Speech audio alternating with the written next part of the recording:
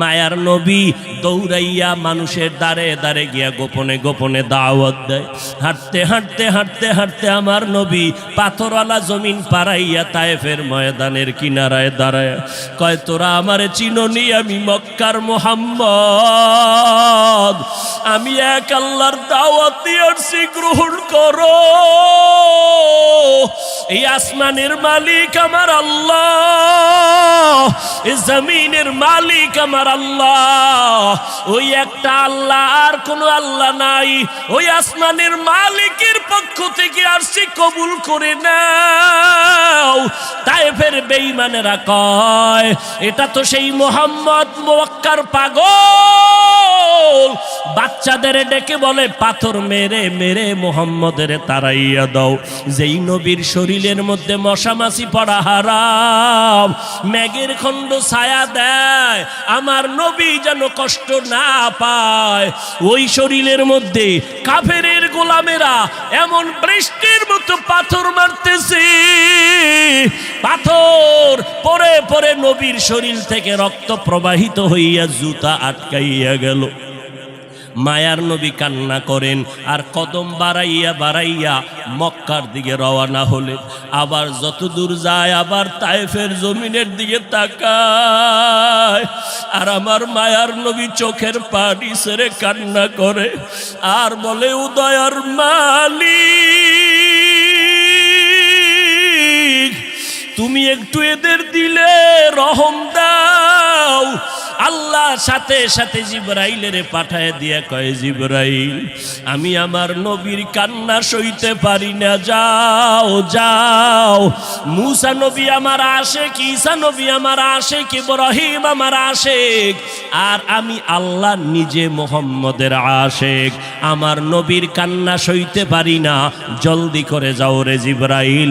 নবীর অনুমতি নিয়া তায়েফের জমিন উল্টাইয়া তায়েফের মানুষগুলো ধ্বংস করে দাও।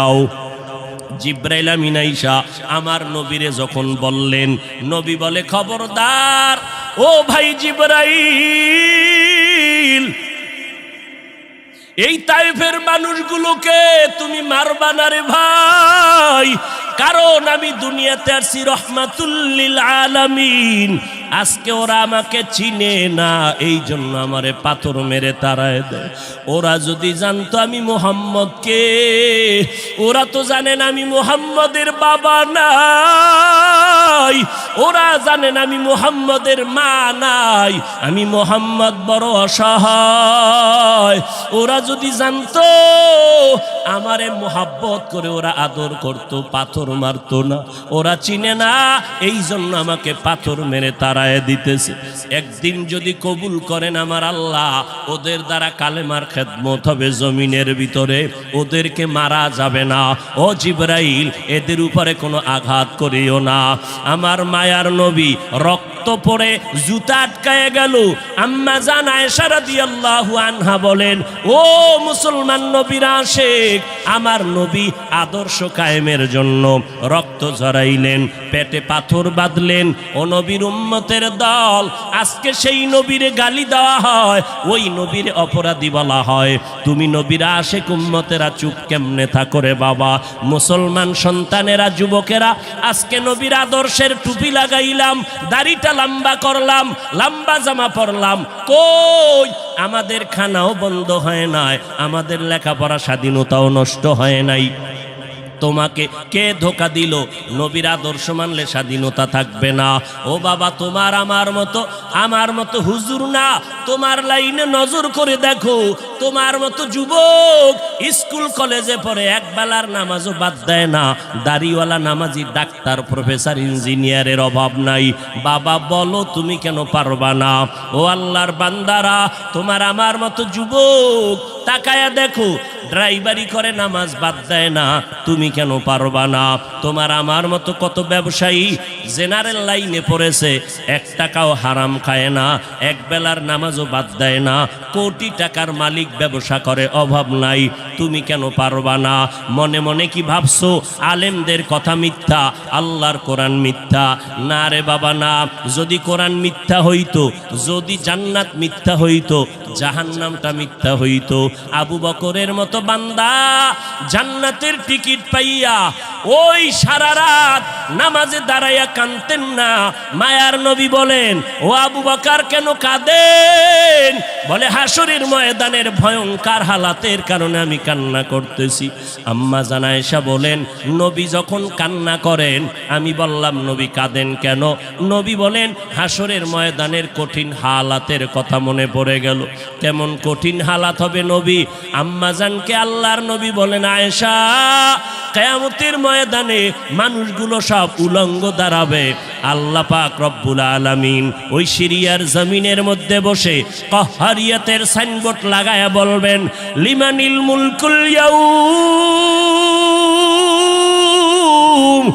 আল্লাহ পাকের কুদরতের আওয়াজটা যখন হবে, হাসরের ময়দানটা থরথর করে কেঁপে উঠবে। ওদিকে আল্লাহ বলবে, সূর্য তুই কই? নিচে নেমে আসো। আম্মা জান আয়েশাকে নবী বলেন, ও আয়েশা, ওই হাসরের ময়দানে সূর্যটা যখন নিচে নেমে আসবে, সূর্যের গরমে মাটির জমিনটা পুড়ে হবে তামা। ওই সময় এমন ভয়ঙ্কর অবস্থা, অপরদিকে জাহান্নামের আওয়াজ। জাহান্নাম বলবে, ও দয়ার মালিক, গুনাহগার গুলো আমার পেটের ভেতরে দাও, আমার পেটে ক্ষুধা লাগছে, তাড়াতাড়ি গুনাহগার গুলো দাও। আল্লাহর নবী বলে, আয়েশা, ওই হাসরের ময়দানে যেই নবীদের কোনো গুনাহ নাই, একজন নবীরও কোনো অপরাধ নাই, কিন্তু সেই নবীরা হাসরের ময়দানের ভয়ঙ্কর হালাত দেখিয়া উম্মতেরে ভুলে যাবে, নিজেদেরকে বাঁচানোর জন্য হাউমাউ করে কাঁদবেন আর নাফসি নাফসি নাফসি বলে কাঁদবেন। মূসা নবী উম্মতেরে ভুলিয়া নিজেকে বাঁচানোর কান্না করবেন, আদম নবী কান্না করবেন নাফসি বলে। আম্মা জান আয়েশা বলেন, নবী, ওই হাসরের ময়দানে আপনি কি করবেন?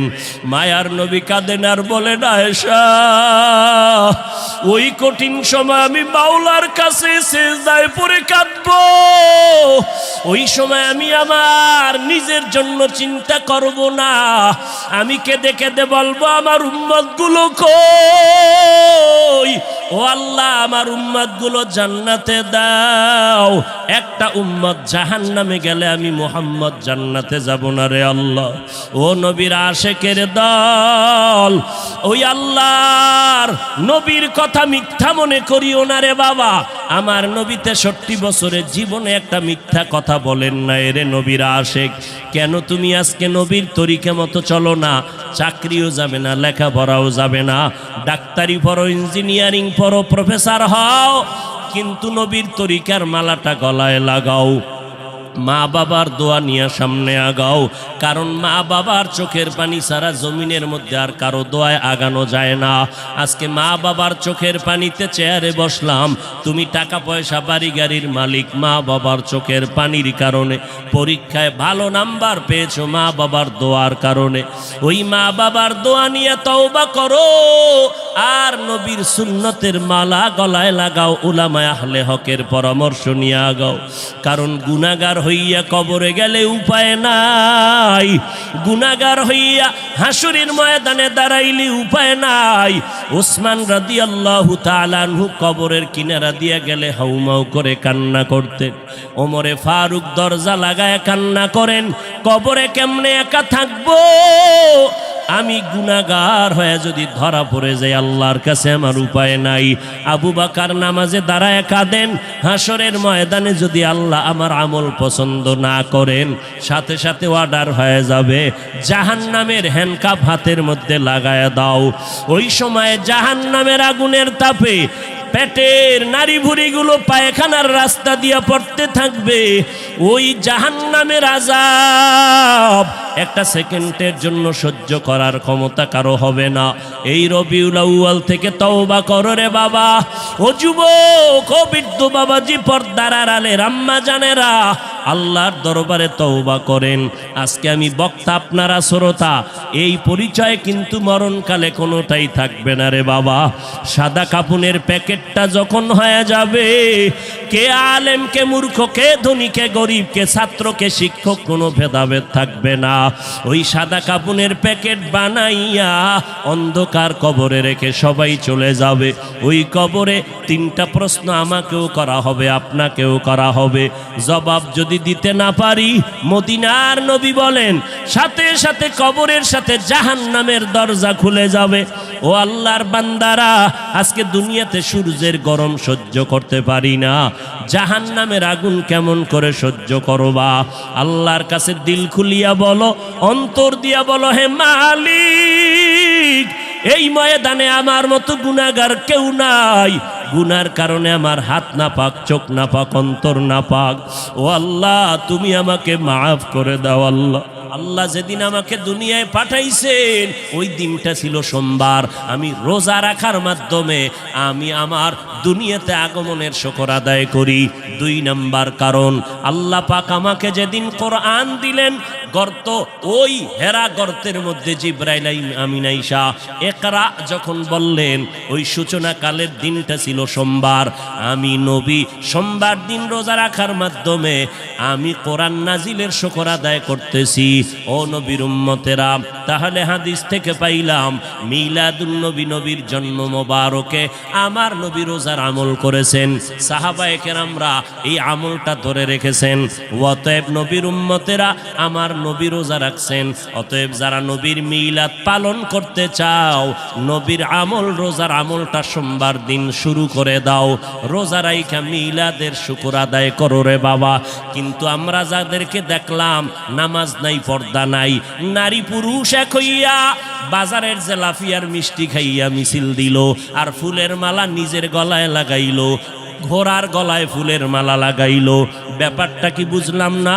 শেখ মুজিবুর রহমান সাহেবের জন্মবার্ষিকী যখন পালন হয়, ওই দলের মানুষেরা, ভক্তবৃন্দরা দৌড়াইয়া গোপালগঞ্জের টুঙ্গিপাড়ায় তার মাজারে গিয়া ফুল দেয়। জিয়াউর রহমান সাহেবের জন্মবার্ষিকী যখন পালন হয়, তখন তার ভক্তবৃন্দ যারা, আদর্শের সৈনিক যারা, দৌড়াইয়া জিয়াউর রহমান সাহেবের মাজারে ফুল দেয়। এই মুহাম্মদের আশেকের দল, তোমরা যদি মুহাম্মদের জন্মবার্ষিকী পালন করতে চাও, তাহলে তোমার গলায় কেন ফুল দিলা, ঘোড়ার গলায় কেন ফুল দিলা? যদি আসলেই তোমরা জন্মবার্ষিকী মুহাম্মদের পালন করতে চাও, বিশাল বড় ফুল বানাইয়া বিমান ভাড়া কইরা কেন মদিনার মাজারে ফুল দাও না? মদিনার মাজারে ফুল না দিয়া নিজের গলায় কেন পড়ো?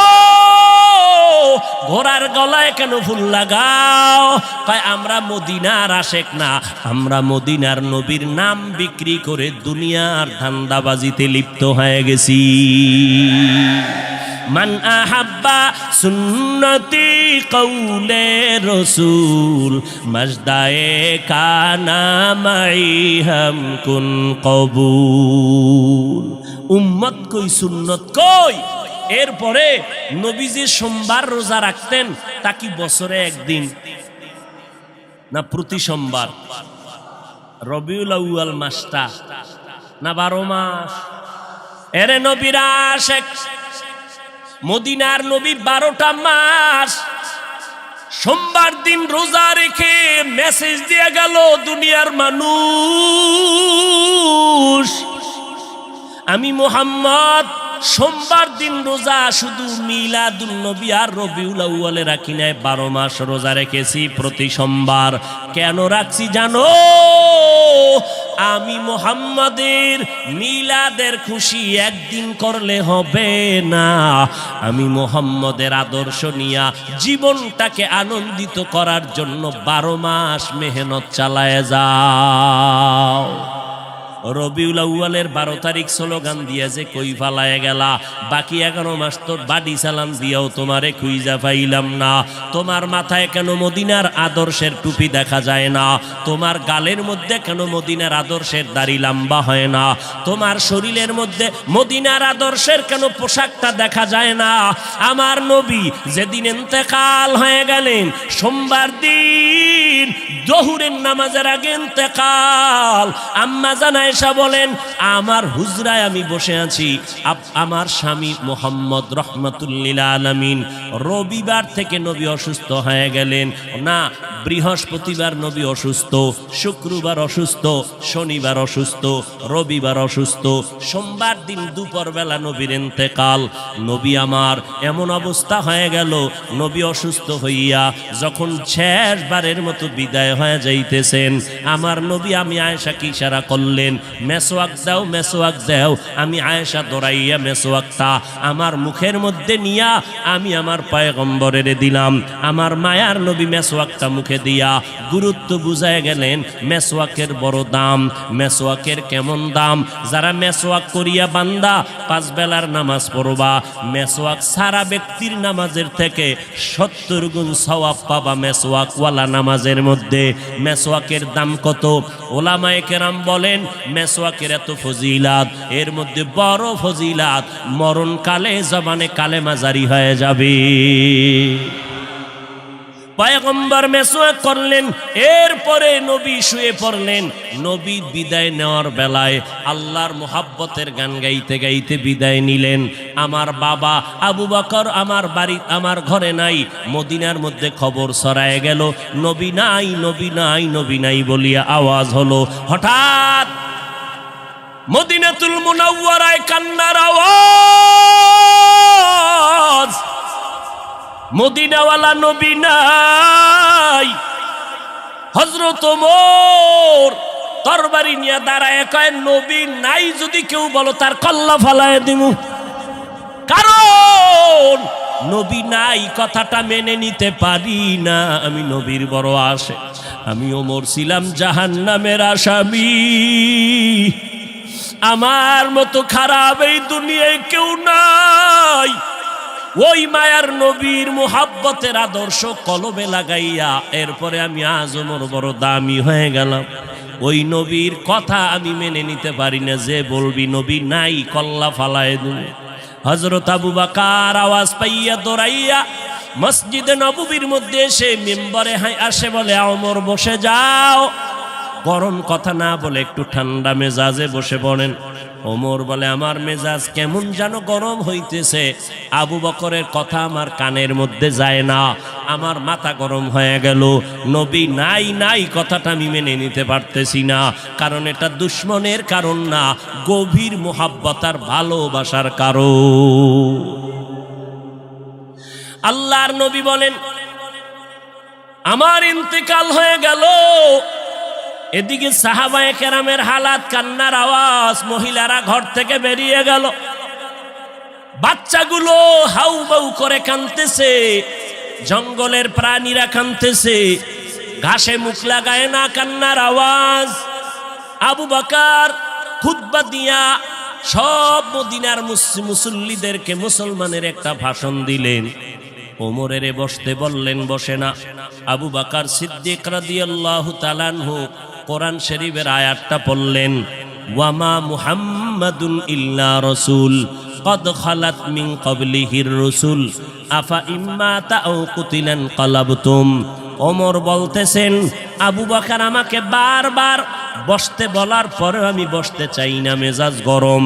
কিন্তু যখন কোরআন শরীফের আয়াতটা আবু বকর মোহাব্বত লাগাইয়া যখন পড়তে শুরু করলেন, কোরআনের আয়াত, আমি ওমরের এত অ্যাকশন জারি করলো, হঠাৎ করে আমি ওমর অচেতনের মতো, তরবারিটা কই পড়ে গেল হুঁশ নাই, আমি জায়গায় বসে গেলাম, মাথা ঠান্ডা হয়ে গেল, কেমন যেন আগুনের মধ্যে পানি ঢেলে দিল। ও আবু বকরের তেলাওয়াতটা শোনা মাত্র আমি জমিনে বসে গেলাম। এবার মাথা ঠান্ডা হয়ে গেল, হঠাৎ মাথার মধ্যে চলে আসলো আমার নবী নাই নাই। আমি ওমর চোখের পানি আর ধরে রাখতে পারি না, কান্না শুরু হয়ে গেল আমার। যে কোনো পরামর্শের জন্য নবীর দরবারে দৌড়াইতাম, যেই নবীর চেহারা দেখলে পেটের ক্ষুধা নিবারণ হয়ে যাইত, যেই নবীর দরবারে বসলে বাড়ি ঘর সব ভুলে যাইতাম, আমার নবীর জন্য কলিজাটা কেটে দেওয়ার জন্য রেডি ছিলাম। আজ আমার নবী নাই, আমি ওমর আজ আমি কার কাছে গিয়ে একটু পরামর্শ নিব? আমার মায়ার নবী, যেই নবী একটু হাসি দিলে মনে হয় যেন মুক্তার দানার মতো হাসিটা ফুটতেছে, যেই নবীর চেহারা দেখলে শুধু দেখতেই মনে চায়, পেটে কোনো ক্ষুধা নাই, যেই নবীর মোহাব্বত মেশকের ঘেরান তার ঘাম, যেই নবী রাস্তা দিয়ে হাঁটলে দুপার্শ্বের গাছ নত হইয়া নবীরে সালাম জানায়, যেই নবীর শরীরের মধ্যে মশা মাছি পড়া হারাম ছিল, ওই নবী আজ নাই। আমি ওমরে কোথায় গিয়ে একটু মাথা গুজানোর ঠাই পাবো, কলিজায় সান্ত্বনা নিব? সান্ত্বনা নেওয়ার মতো আজ আমার কেউ রইল না। কান্নার আওয়াজ চলতেছি। ও নবীর আশেকের দলেরা, আমার নবী এই রবিউল আউয়ালে কি নিয়ে আসলেন আর কি রেখে বিদায় নিলেন? তার দুইটা জবাব। এক নাম্বার জবাব, আমার নবী আসলেন উত্তম আদর্শ নিয়া। কোন জমিনে? বলে মক্কার জমিনে। কেমন হালাত? বলে মক্কার মানুষের মতো বদমাশ, জালেম, চরিত্রহীন মানুষ সারা দুনিয়াতে আর কোথাও ছিল না। এই মানুষগুলো এত খারাপ, বাইতুল্লাহর ভেতরে 360টা মূর্তি টানানো, আবার এই বাইতুল্লাহর চারপাশে এই মক্কার চরিত্রহীন নারী পুরুষেরা উলঙ্গ হইয়া তওয়াফ করে একসাথে নারী পুরুষ। এরপরে নারীদেরকে পছন্দ করে না, কন্যাদেরকে জ্যান্ত দাফন করে দেয়। এই যুবক যুবতী অবাধে চলে, যৌবনের আদান প্রদান করে। মক্কার মানুষ এত খারাপ, নারীদেরকে হত্যা করে দেয়। বিধবা নারীদের কোনো দাম নাই, কন্যাদের কোনো দাম নাই। আমি পয়গম্বর এমন এক আদর্শ নিয়ে মক্কায় আসলাম। আমার আদর্শ যখন গ্রহণ করা শুরু করলো, মক্কার খারাপ মানুষ এত দামি মানুষে পরিণত হয়ে গেল। আমার আল্লাহ একদিন ডেকে বলেন, ও নবী, খবর শুনেন, আপনাকে নতুন এক সংবাদ দিলাম। অমুক অমুক অমুক অমুক সাহাবী, এদের নামে আমি আল্লাহ ফাইনাল সিদ্ধান্ত করে মরণের আগে আমি আল্লাহ জান্নাতের টিকিট দিয়ে দিলাম। আমার নবীর আদর্শ গ্রহণ করে 10 জন সাহাবা জান্নাতের টিকিট পেয়ে গেলেন। আবু বকর, ওমর, ওসমান, আলী সহ 10 জন রাদিয়াল্লাহু আনহুম আজমাইন। এরে নবীর আশিক, এই রবিউল আউয়ালে আমার নবী আদর্শ নিয়ে আসলেন। কই? আজকে সেই নবীর আদর্শ মুসলমানের সন্তানের ভেতরে নাই। আমার নবীর রেখে যাওয়া আদর্শ হিন্দু ভাইয়েরা কখনো পালন করবে না। আমার নবীর আদর্শ খ্রিস্টানেরা পালন করবে না। আমার নবীর সুন্নতের আমল ইহুদিরা করবে না। আমার নবীর সুন্নতের আমল কোনো বৌদ্ধ ধর্মের মানুষেরা করবে না। আমার নবীর রেখে যাওয়া সুন্নতের আমল করবে একমাত্র নবীর আশেক মুসলমানেরা। কিন্তু কপাল কেন খারাপ, এত বয়ান হচ্ছে, ফজরের পরে বয়ান, জহুরের পরে বয়ান, আসরের পরে বয়ান, মাগরিবের পরে বয়ান, 12টা মাস বয়ান চলছে বক্তাদের, পীর সাহেবদের বয়ান, আল তাবলিগওয়ালাদের বয়ান, জুমার দিন খতিব সাহেবদের বয়ান। এত বয়ানের পরেও কেন মানুষের দাড়িটা লম্বা হয় না? মদিনাওয়ালা নবীর তরিকায় কেন বান্দা টুপি মাথায় পড়ো না?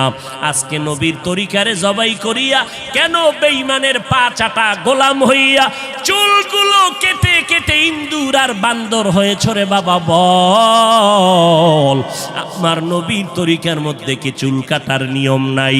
আমার নবীর তরিকায় নখ কাটার নিয়ম আছে।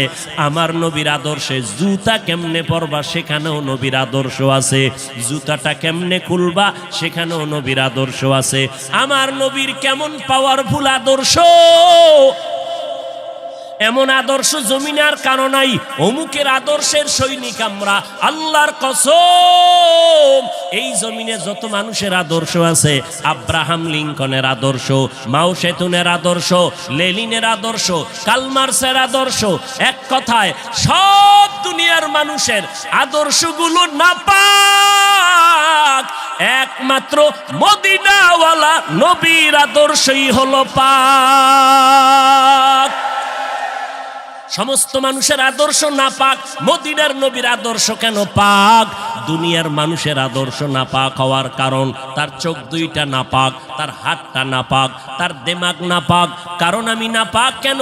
বক্তা হইয়া চেয়ারে বসে মজার মজার বয়ান দিলাম, কিন্তু এই এলাকার মানুষ জানে না আমার হাতটা কি পরিমাণ গুনার কাজ করেছে, আমার জবানটা কি পরিমাণ অপরাধ করলো, আমার চোখ দুইটা কি পরিমাণ অন্যায় করেছে। এই এলাকার মানুষ যদি জানতো, আমার চেয়ারে বসে বয়ান করার সুযোগ দিত না। আল্লাহ কয়, বান্দা আমি তোর সম্মানটারে নষ্ট করি নাই। কারণটা কি জানো? তুই বড় আলেম এই জন্য না, তোর বডির মধ্যে আছে পয়গম্বরের আদর্শ, আর তুই মুহাম্মদের উম্মত হওয়ার কারণে তোর ইজ্জত নষ্ট করি নাই। নষ্ট তো করি নাই, আমি আল্লাহ তোরে আবার ডাক দিলাম, তওবার দরজায় আইসা যদি 2 ফোঁটা চোখের পানি ছেড়ে আমি আল্লাহকে একবার আল্লাহ বলে ডাক দাও, লাব্বাইক বলে যদি তুই হাজিরা দাও, আমি আল্লাহ তোর জীবনের সব গুনাহগুলো মাফ করে দিব। কারণ আমি চাই না আমার মায়ার নবীর উম্মতেরা জাহান্নামে যাবে। কারণ একটা সেকেন্ডের আযাব আমার কোনো বান্দা সহ্য করার শক্তি হবে না। আম্মা জান আয়েশা বলেন, একদিন দেখি আমার মায়ার নবী আমার হুজরায় বসে গুনগুন গুনগুন করে কান্না করেন। আমি আয়েশা বললাম, নবী আমার কোনো ভুলের কারণে আপনি কাঁদেন, আমার কোনো ব্যবহারে কষ্ট পাইয়ে আপনি কাঁদেন নাকি? মায়ার নবী কয়, না না আয়েশা, তোমার ব্যবহারের কারণে কাঁদি না, আমি কান্না করি হাসরের ময়দানের কথা মনে পড়ে গেছে রে আয়েশা। ওই হাসরের ময়দানটা কেমন ভয়ঙ্কর হবে, ওই কথা মনে পড়ে যাওয়ার কারণে আমি কান্না করি। ও নবীর উম্মতেরা, আমার নবীর আদর্শ দেখিয়া মক্কার মানুষ দলে দলে কালেমা পড়ে নবীর সৈনিক হয়ে যায়। আমার নবীর কেমন আদর্শ! নবী রাস্তা দিয়ে হাঁটে, যেখানে কদম দেয় ওখান থেকে দীর্ঘদিন মেশকের ঘেরান আসতেছে, নবীর ঘাম থেকে মেশকের ঘেরান পাওয়া যায়। আমার নবী হাঁটতেছেন রাস্তা দিয়া, বারবার সালামের আওয়াজ শোনা যায়। সাহাবায়ে কেরাম বলেন, মানুষ নাই, সালামের আওয়াজ কোথার থেকে শোনা যায়? নবী বলেন, ও সাহাবায়ে কেরাম, আমি মুহাম্মদের সুসংবাদ পাইয়া জঙ্গলের হরিণ আমারে সালাম দিয়েছে, জঙ্গলের বাঘ আমারে সালাম জানিয়েছে, জঙ্গলের প্রাণীরা আমারে সালাম দেয়। আমার নবীর শরীরের মধ্যে মশা মাছি পড়া হারাম। আরবের মানুষ তাকায় দেখে, মুহাম্মদ যেদিকেই যায় একটা মেঘের খণ্ড তার মাথার উপরে। কেন? সূর্যের গরম জানো নবীর শরীরে লেগে কষ্ট না দেয়, মেঘের খণ্ড ছায়া দেয়। আমার নবীর শরীরে মশা পড়ে না, মাছি পড়ে না, নবী কষ্ট পাবেন। সেই নবী আমার এই উম্মতের আদর্শ বাস্তবায়নের জন্য পেটে পাথর বেঁধে কালেমার দাওয়াত দিলেন। আমার নবী মা হারা ইয়েতিম, বাবা হারা ইয়েতিম। নবী বলে, আমি দুনিয়াতে সে একবার আব্বা বলে ডাক দিতে পারি না। এর উম্মতেরা, 6 বছরে মা হারায় ফেললাম, 8 বছরে আমার দাদাকে হারায় ফেললাম। আমার আরবের মধ্যে কেউ নাই, চারদিকে আমার দুশ্মন। আমি কালেমার দাওয়াত নিয়ে কোথায় যাব? আমি ঘরের মধ্যে বসে কাঁদতেছি। ওই সময় আমার এক আপন, আরবের মধ্যে আর আপন 2 জন স্বামী বিদায়ের পরে একজন নারী, 40 বছরের বিধবা নারী খাদিজা। আমি মুহাম্মদ 25 বছরে তাকে বিয়া করে নিলাম, আল্লাহর আদালতের অনুমতি নিয়ে বিয়া করে ফেললাম। ওই খাদিজা আমার কান্নার কারণ জিজ্ঞেস করলেন, নবী কেন কান্না করেন? ও খাদিজা কান্দি কেন? আল্লাহ আমাকে কোরআনের আলো দান করেছেন, আমি এখন কালেমার দাওয়াত দিব, আমার এই দাওয়াতকে গ্রহণ করবে। আমার ঘরে বাইরে চতুর্পার্শ্বে দুশ্মন, আমি কার কাছে দাওয়াত নিয়ে যাব? আম্মা জান খাদিজা চিৎকার দিয়া বলে, নবী কোনো পেরেশান হবেন না, এই জমিনের মধ্যে কেউ যদি আপনার কালেমার দাওয়াত না নেয়, আমি খাদিজার হাতটা ধরিয়া আপনি আমাকে প্রথম দাওয়াতটা পড়াইয়া দেন, কালেমা পড়াইয়া দেন। এই জমিনে মরিয়াও যদি যায়, ইতিহাসের পাতায় থাকবে মুহাম্মদের হাতে প্রথম দাওয়াত গ্রহণকারিনী কোনো পুরুষ না, তিনি একজন মহিলা। কিয়ামতের ময়দানে মদিনার নবী বলেন, জান্নাতের 8টা দরজা যখন খুলিয়া চারজন নারীকে ডাকবে, আসো জান্নাতের দরজা খোলা হয়ে গেছে, আসো। চারজন নারীকে ডাকবে, তোমাদের কোনো হিসাব নাই, তোমাদের কোনো কিতাব নাই, তোমাদের কোনো পেরেশানি নাই। জান্নাতের 8টা দরওয়াজা, সব দরজা দিয়া ডাকবে, আসো জান্নাতের হুর তোমাদের জন্য অপেক্ষা করতেছে, জান্নাতের বিছানা তোমাদের জন্য রেডি। কেন? তুমি সূর্যের গরম জানো না লাগে, কারণ সূর্যের গরম লাগলে মাথার মগজগুলো টাস টাস করে ফেটে যাবে, একটা সেকেন্ডের আযাব সইতে পারবা না। আসো, কোনো হিসাব নাই, জান্নাতের 8টা দরজা খোলা, কোন দরজা দিয়ে ঢুকবা? আসো। ও এলাকার মা বোনেরা, চারজন নারীকে জান্নাতের 8টা দরজা ডাকবে, এর মধ্যে একজন নারী হবেন আমার নবীর কলিজার বিবি। 2 জন স্বামী বিদায়ের পরে বিধবা 40 বছরের নারী খাদিজা রাদিয়াল্লাহু তাআলা আনহা। ওই খাদিজা ডাক দিয়া কয়, ও নবী, আপনার হাতের কালেমার মুসলমান আমি একজন হয়ে গেলাম। নবী এবার কান্না বন্ধ করে বের হয়ে গেলেন। আর আমার দুঃখ নাই, আমার খুঁটি যখন মজবুত হয়ে গেল, আমার ঘরের চৌকাঠ যখন মজবুত হয়ে গেল, এখন আমি দাওয়াতে নেমে গেলাম। মায়ার নবী দৌড়াইয়া মানুষের দ্বারে দ্বারে গিয়া গোপনে গোপনে দাওয়াত দেয়। হাঁটতে হাঁটতে হাঁটতে হাঁটতে আমার নবী পাথরওয়ালা জমিন পাড়াইয়া তায়েফের ময়দানের কিনারায় দাঁড়ায় কয়, তোরা আমারে চিনোনি, আমি মক্কার মুহাম্মদ, আমি এক আল্লাহর দাওয়াত দিয়ে আসছি, গ্রহণ করো। এই আসমানের মালিক আমার আল্লাহ, এই জমিনের মালিক আমার আল্লাহ, ওই একটা আল্লাহ, আর কোনো আল্লাহ নাই।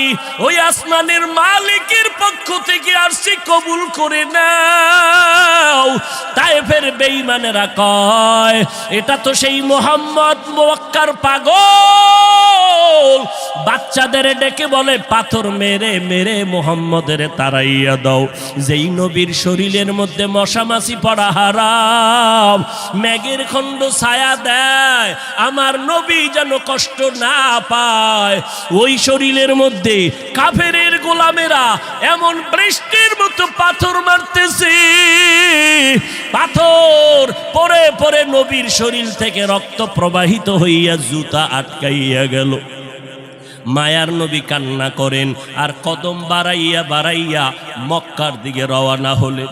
আবার যত দূর যায়, আবার তায়েফের জমিনের দিকে তাকায়, আর আমার মায়ার নবী চোখের পানি ছেড়ে কান্না করে আর বলে, উদয়ার মালিক, তুমি একটু এদের দিলে রহম দাও। আল্লাহ সাথে সাথে জিবরাইলের পাঠায় দিয়া কয়, জিবরাইল, আমি আমার নবীর কান্না সইতে পারি না, যাও যাও। মুসা নবী আমার আশেক, ঈসা নবী আমার আশেক, ইব্রাহিম আমার আশেক, আর আমি আল্লাহ নিজে মুহাম্মদের আশেক। আমার নবীর কান্না সইতে পারি না, জলদি করে যাও রে জিবরাইল। নবীর অনুমতি নিয়া তায়েফের জমিন উল্টাইয়া তায়েফের মানুষগুলো ধ্বংস করে দাও। জিবরাইল আমিন আইসা আমার নবীরে যখন বললেন, নবী বলে, খবরদার ও ভাই জিবরাইল, এই তায়েফের মানুষগুলোকে তুমি মারবা না রে ভাই, কারণ আমি দুনিয়াতে আসছি রহমাতুল লিল আলামিন। আজকে ওরা আমাকে চিনে না, এই জন্য আমারে পাথর মেরে তাড়ায় দেয়। ওরা যদি জানতো আমি মুহাম্মদকে, ওরা তো জানেন আমি মুহাম্মদের বাবা নাই, ওরা জানেন আমি মুহাম্মদের মা নাই, আমি মুহাম্মদ বড় অসহায়। ওরা যদি জানতো আমারে মোহাব্বত করে ওরা আদর করতো, পাথর মারতো না। ওরা চিনে না, এই জন্য আমাকে পাথর মেরে তাড়ায় দিতেছে। একদিন যদি কবুল করেন আমার আল্লাহ, ওদের দ্বারা কালেমার খেদমত হবে জমিনের ভিতরে, ওদেরকে মারা যাবে না। ও জিবরাইল, এদের উপরে কোনো আঘাত করিও না। আমার মায়ার নবী রক্ত রক্ত পড়ে জুতা আটকায় গেল। আম্মা জান আয়েশা রাদিয়াল্লাহু আনহা বলেন, ও মুসলমান নবীর আশিক, আমার নবী আদর্শ কায়েমের জন্য রক্ত ঝরাইলেন, পেটে পাথর বাঁধলেন। ও নবীর উম্মতের দল, আজকে সেই নবীরে গালি দেওয়া হয়, ওই নবীর অপরাধী বলা হয়। তুমি নবীর আশিক উম্মতেরা চুপ কেমনে থাকো রে বাবা? মুসলমান সন্তানেরা, যুবকেরা, আজকে নবীর আদর্শের টুপি লাগাইলাম, দাড়িটা লম্বা করলাম, লম্বা জামা পরলাম, কই আমাদের খানাও বন্ধ হয় নাই, আমাদের লেখাপড়া স্বাধীনতাও নষ্ট হয় নাই। তোমাকে কে ধোকা দিল? নবীর আদর্শ মানলে স্বাধীনতা থাকবে না। ও বাবা, আমার মতো হুজুর না, তোমার লাইনে নজর করে দেখো, তোমার মতো যুবক স্কুল কলেজে পড়ে একবেলার নামাজও বাদ দেয় না, দাড়িওয়ালা নামাজি ডাক্তার প্রফেসর ইঞ্জিনিয়ারের অভাব নাই। বাবা বলো, তুমি কেন পারবা না? ও আল্লাহর বান্দারা, তোমার আমার মতো যুবক তাকায়া দেখো, ড্রাইভারি করে নামাজ বাদ দেয় না, তুমি কেন পারবা না? তোমার আমার মতো কত ব্যবসায়ী জেনারেল লাইনে পড়েছে, 1 টাকাও হারাম খায় না, একবেলার নামাজও বাদ দেয় না, কোটি টাকার মালিক, ব্যবসা করে, অভাব নাই, তুমি কেন পারবা না? মনে মনে কি ভাবছো আলেমদের কথা মিথ্যা, আল্লাহর কোরআন মিথ্যা? না রে বাবা না। যদি কোরআন মিথ্যা হইতো, যদি জান্নাত মিথ্যা হইতো, জাহান্নামটা মিথ্যা হইতো। আবু বকরের মতো বান্দা জান্নাতের টিকিট পাইয়া ওই সারা রাত নামাজে দাঁড়াইয়া কাঁদতেন না। মায়ার নবী বলেন, ও আবু বকর কেন কাঁদেন?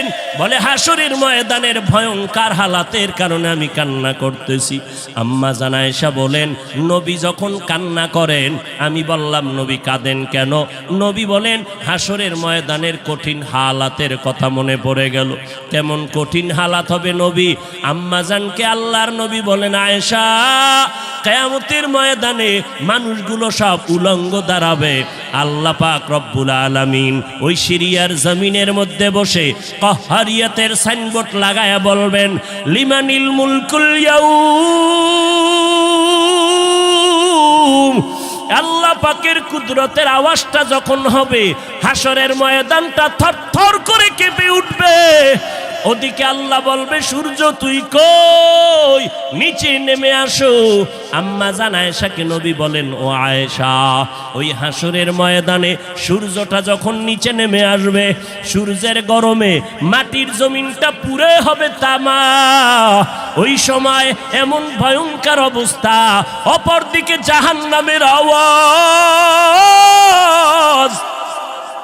জাহান্নাম বলবে, ও দয়ার মালিক, গুনাহগার গুলো আমার পেটের ভেতরে দাও, আমার পেটে ক্ষুধা লাগছে, তাড়াতাড়ি গুনাহগার গুলো দাও।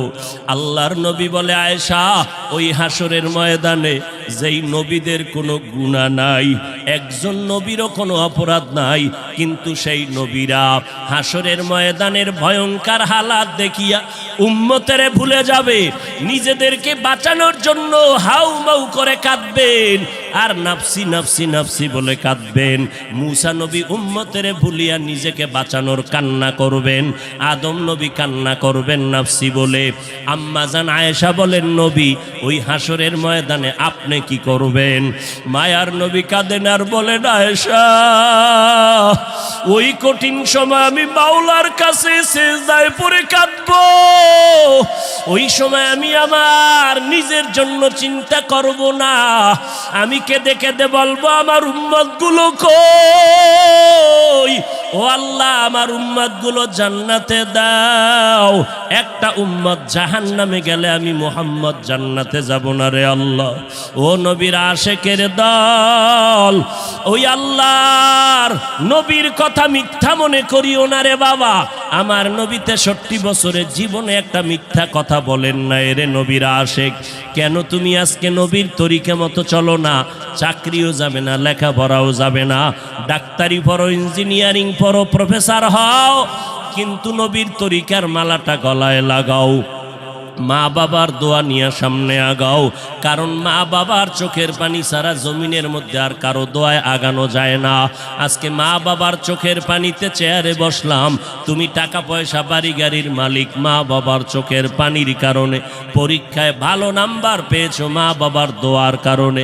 ওই মা বাবার দোয়া নিয়ে তওবা করো আর নবীর সুন্নতের মালা গলায় লাগাও, উলামায়ে আহলে হকের পরামর্শ নিয়ে আগাও। কারণ গুনাহগার হইয়া কবরে গেলে উপায় নাই, গুনাহগার হইয়া হাসরের ময়দানে দাঁড়াইলে উপায় নাই। ওসমান রাদিয়াল্লাহু তাআলা আনহু কবরের কিনারা দিয়ে গেলে হাউমাউ করে কান্না করতেন। ওমরে ফারুক দরজা লাগায় কান্না করেন, কবরে কেমনে একা থাকবো, আমি গুনাহগার হয়ে যদি ধরা পড়ে যাই আল্লাহর কাছে আমার উপায় নাই। আবু বকর নামাজে দাঁড়ায় কাঁদেন, হাসরের ময়দানে যদি আল্লাহ আমার আমল পছন্দ না করেন সাথে সাথে অর্ডার হয়ে যাবে জাহান্নামের হ্যান্ডকাপ হাতের মধ্যে লাগায় দাও। ওই সময় জাহান্নামের আগুনের তাপে পেটের নারী ভুঁড়িগুলো পায়খানার রাস্তা দিয়ে পড়তে থাকবে। ওই জাহান্নামের আযাব একটা সেকেন্ডের জন্য সহ্য করার ক্ষমতা কারো হবে না। এই রবিউল আউয়াল থেকে তওবা করো রে বাবা। ও যুবক, ও বৃদ্ধ বাবাজি, পর্দার আড়ালের আম্মা জানেরা, আল্লাহর দরবারে তওবা করেন। আজকে আমি বক্তা, আপনারা শ্রোতা, এই পরিচয় কিন্তু মরণকালে কোনোটাই থাকবে না রে বাবা। সাদা কাপুনের প্যাকেটটা যখন হয়ে যাবে, কে আলেম কে মূর্খ, কে ধনী কে গরিব, কে ছাত্র কে শিক্ষক, কোনো ভেদাভেদ থাকবে না। ওই সাদা কাপুনের প্যাকেট বানাইয়া অন্ধকার কবরে রেখে সবাই চলে যাবে। ওই কবরে তিনটা প্রশ্ন আমাকেও করা হবে, আপনাকেও করা হবে। জবাব যদি দিতে না পারি, মদিনার নবী বলেন সাথে সাথে কবরের সাথে জাহান্নামের দরজা খুলে যাবে। ও আল্লাহর বান্দারা, আজকে দুনিয়াতে সূর্যের গরম সহ্য করতে পারি না, জাহান্নামের আগুন কেমন করে সহ্য করবা? আল্লাহর কাছে দিল খুলিয়া বলো, অন্তর দিয়া বলো, হে মালিক, এই ময়দানে আমার মতো গুনাহগার কেউ নাই। গুনার কারণে আমার হাত না পাক, চোখ না পাক, অন্তর না পাক। ও আল্লাহ, তুমি আমাকে মাফ করে দাও আল্লাহ। ও আল্লাহ, নবীর চিনতে পারি নাই, নবীর সুন্নতের মালা গলায় লাগাইতে পারি নাই রে আল্লাহ। মানুষ কত সম্মান করে, হুজুর বলিয়া সম্মান করে। কত বুড়া বুড়া মানুষ পানির বোতল নিয়ে এসে কয়, হুজুর পানিতে দম করেন, আমার ঘরে অসুস্থ রোগী পড়ে আছে। কত বিশ্বাস নিয়ে আসলো যে আমার পানি পড়ার কারণে অসুস্থ রোগীটা সুস্থ হয়ে যাবে। কিন্তু ওই লোকটা জানেন আমি কত বড় গুনাহগার। আমার গুনার খবর যদি জানতো, কেউ আমার কাছে এসে পানির জন্য দাঁড়ায় থাকতো না রে আল্লাহ। ও আল্লাহ, আপনি জানেন আমি কত বড় অপরাধী। আমার গুনার খবর আমার মা বাবা ভাই বোনেরা কেউ জানে না, আপনি জানেন রে আল্লাহ। জানার পরেও তো রাগ করিয়া পানি বন্ধ করেন নাই, বাতাস বন্ধ করেন নাই। আজকে এই ময়দানের মধ্যে মনে হয় আমার মতো গুনাহগার কেউ নাই। তওবার নিয়ত করে ফেললাম রে আল্লাহ, জীবনে আর নামাজ ছাড়বো না, বেপরদায় চলবো না, আর মা বাবাকে কষ্ট দিব না, উলামায়ে আহলে হকের বিরুদ্ধে যাব না।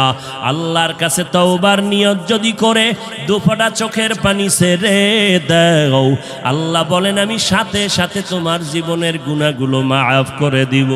ও আল্লাহর বান্দারা, চোখের পানি নাই, গুনার কারণে দিলটা পাথর হয়ে গেল। আল্লাহর মোহাব্বত নাই, চোখে পানি নাই। আল্লাহর কাছে তৌফিক চাও রে আল্লাহ। কান্নাওয়ালা চক্ষু দান করে দাও, জিকিরওয়ালা জিহ্বা দান করো, আখিরাতের ফিকিরওয়ালা কলব দান করো। ও দয়ার মালিক, আর নবীর তরিকার বাহিরে চলবো না, আর উলামায়ে আহলে হকের বিরুদ্ধে যাব না, মা বাবার বিরুদ্ধে যাব না, দেশ ও জাতির বিরুদ্ধে ষড়যন্ত্রে লিপ্ত হব না। ও দয়ার মালিক, আপনি তো অন্তরের হালাত জানেন। এই ময়দানে সবার তওবা আপনি কবুল করে নেন। এই ময়দানে সব আপনার আশেকদেরকে দিনের খাদেম বানাইয়া তওবার উপরে মজবুত হইয়া মরণ পর্যন্ত নবীর তরিকা মেনে চলার তৌফিক দান করেন। আমিন।